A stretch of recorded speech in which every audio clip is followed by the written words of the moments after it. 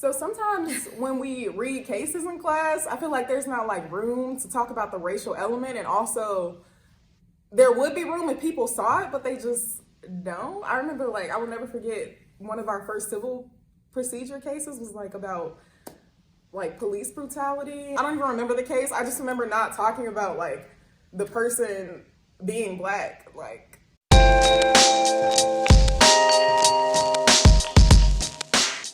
Hey, my name is Jasmine. I'm Kamisha. I'm Malcolm. I'm Erica. My name is Paul. Hi, my name is Sierra. I'm Mariah. My name is Sharon. Blair Matthews. Michaela. Devonna. You are now watching Confessions of a Black Law Student.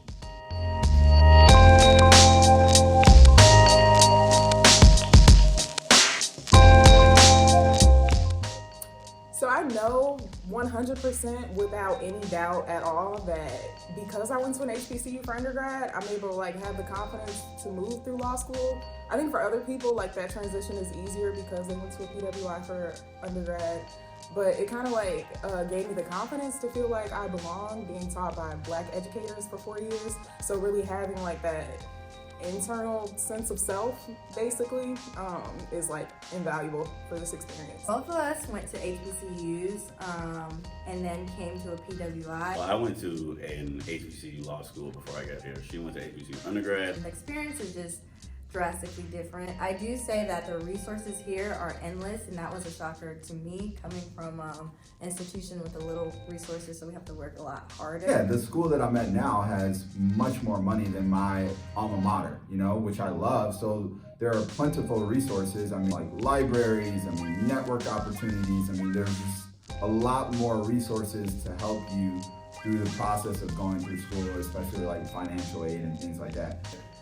The differences between the law schools are vast when it comes to the administration. I've seen a dysfunctional law school, and now I've seen a functional law school.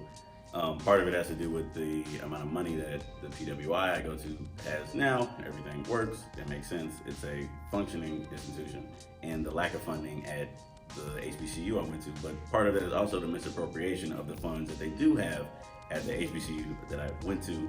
Yeah, there's those differences, but you also miss out on a lot of things. Here I'm a number.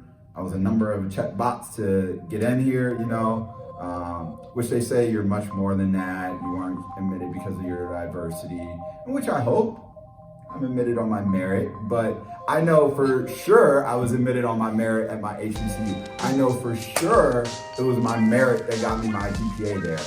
I think my education at my HBCU was top of the line. I believe that there are plenty more students at HBCUs that could also be in the same position I'm in. And what I would like to focus on later in life is bringing those types of students to these types of schools so that they can also have this same opportunity. So law school offers intramural sports. They have basketball, soccer, running, anything you want to do. I don't know if that's even a team, whatever. We decided to do basketball. Shooting guard. We decided to create an all-black team. It was called All Black Everything. These were my teammates. Black people. Really odd being the only all-black team. Because at the school that we're at, there's no real referees. To say that causes a lot of things to be misread or misconstrued. Really, I think it sanctioned for our passion. They thought we were too aggressive. Too outspoken. Thought I particularly was too belligerent. People were it's just a sport, it's just a game. Very patronizingly. We were blowing teams out, so the microaggressions kept growing. They became more and more apparent as our team was winning. We were 5-0, 6-0. Refs really turned on us. You're always yelling at the refs. It's no, we're not yelling. We're asking for the same thing the other teams are asking for. In this little basketball world we lived in this intramurals, it became an issue when it was really a non-issue. Yeah. Most athletes know when you're playing a game, you might argue a call, and that's natural and normal. Because of the belligerence of the black man, it was seen as overly aggressive, which is, a daily stereotype that black people deal with on a general basis. They just would call fouls on us all the time, And it gets very frustrating when we're taken out of context as being this overly aggressive team, because we're law students. We're not gonna go out there and commit torts on people. I mean, we're here to simply play a game and enjoy the sport. And yes, we wanna win just like the other team wants to win. Different style of play that, you know, black people are used to. And there's another style of play that white people in the suburbs are used to. And those different styles of plays just came together and created tension. I mean, maybe we set ourselves up because we called it all black everything and had black people on the team. But when I played on the soccer team, I was a part of a team that had myself and one other black student on the team. And so for both of us, we were treated differently. You know, when we would play against other white teams or all white teams, you know, no one says anything to an all white team or a team of, you know, white people and other ethnicities, whether it be Asian or Latinx.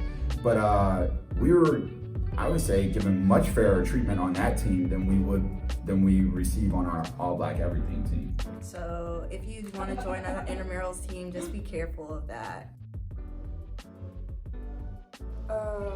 Well, I came from an HBCU for undergrad, so I feel like the aesthetic of the individual is definitely more relaxed, more casual, and that's not something that I'm used to. Me, I really like to dress up, so I feel like I do the most because I'm not in that whole kind of vibe. Yeah, I mean, I think that people can kind of wear whatever they want here. You see people get dressed up. Some people come in suits. Long sweaters, the long boots. I've had people in my classes who come in their pajamas. I don't really rock the whole like I just rolled out of bed look. I tend to like dress up to a tiny extent for school. I go out of my way to dress however I want to. And that's whether I want to wear jeans and a sweater or something, or Timbs, or I want to just wear a Nike sweatsuit. Outside of networking events, I definitely feel like I'm overdressed a lot of the time. I pretty much like to come in jogging pants every day because I like to be comfortable. Like a different person every single day. So Mondays I may be dressed up, and then on Friday I'm like different hairstyle, different wig, everything. And for me, I probably do dress up more than my classmates for the majority of the part, maybe not today.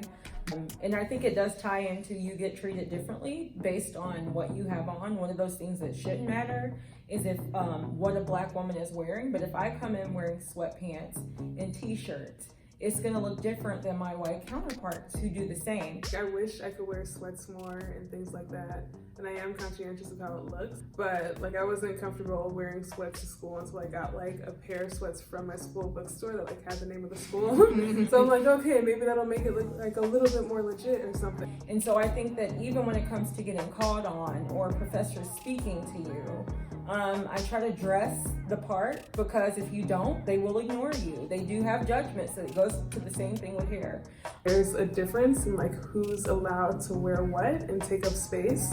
So like she had seen where like some black boys were in the library and they were dressed in like their sweats and things like that, and like they got a complaint that like there were some people in the library. Even though our campus is like well known to be an open campus, like the whole city can come through and it doesn't matter. But when they saw these black boys in sweats, then they wanted to kind of have a security concern. So that's, yeah, super problematic and just really kind of annoying. And I think just kind of like remembering that also kind of impacts the way that I show up in these spaces, even though I don't want it to. So I shouldn't have to feel the need to dress up and go out of the way to look spectacular or exceptional when I should be able to be exceptional as I am. I should be able to wear whatever I want. I should be able to wear sweatpants every day. If my grades are straight, it shouldn't matter, but it does. So I do tend to try to dress up. I often felt uncomfortable during 1L when we would read cases that obviously had like very racial undertones, or that it truly mattered that the person we're talking about is black, but it's like never mentioned. Nobody wants to bring it up. No one wants to say the word black, and it just feels kind of dehumanizing when we're talking about someone who's feeling like someone who's being mistreated by the justice system and is feeling a very black experience in this country, and it's just people like to ignore it and not talk about it like it exists, and that's a huge part of these cases that we're reading. I had an incident with this guy just as Bob Marley, and was like, whatever, trying to be Bob Marley because he's not. But this girl was like, oh, I think blackface is okay if it's like endearing, like not like racially charged or like used to be rude. I was like, no ma'am, like that's not okay. And like she wanted me to be sympathetic with her, and I was like, I'm not. Yeah. I could care less about how you feel about this. I'm gonna get you right. Today we in class, we to learn. So, yeah. Just for background clarification, this is the First Amendment class that we're both in. Yeah. So we started off talking about the blackface in one segment of, this freedom of speech and fighting words segment that we're in. And then we moved on to the N-word, and so I raised the point of, you can't say the N-word under any circumstances. There's no other word in the English language that represents such a tragic history of our country that when you say it to a person of a black race, that will automatically bring up this tension, this fear, this anger and resentment. I mean, it just brings, there's no other word that brings up that same type of emotion. And so I said, and now with the same epitaph, you cannot say, or you cannot wear blackface or say that it's okay to wear it under any circumstances. Like, it's just a no. Like, so many things have happened to me, but then when it's time to be on screen, I'm like, it's hard to like think of everything, and it's also just like, which is sad because we've just normalized like these things, like our black experience. We've normalized a lot of like uncomfortable moments, the microaggressions we deal with, and like the mental gymnastics we have to go through. And it's like really hard to think of concrete examples because you're like, well, this is my experience, this is my lived experience. Yeah, everything I'm thinking of is like that. It's just like, oh, somebody like cut me off in class or repeated what I said. Yeah. Why did you just say what I said? Why did you do that? Aren't listening. So piggybacking off of that repeats the exact thing I just said. Ain't no piggybacking off of that. Like, you literally just co-opted my words. Like,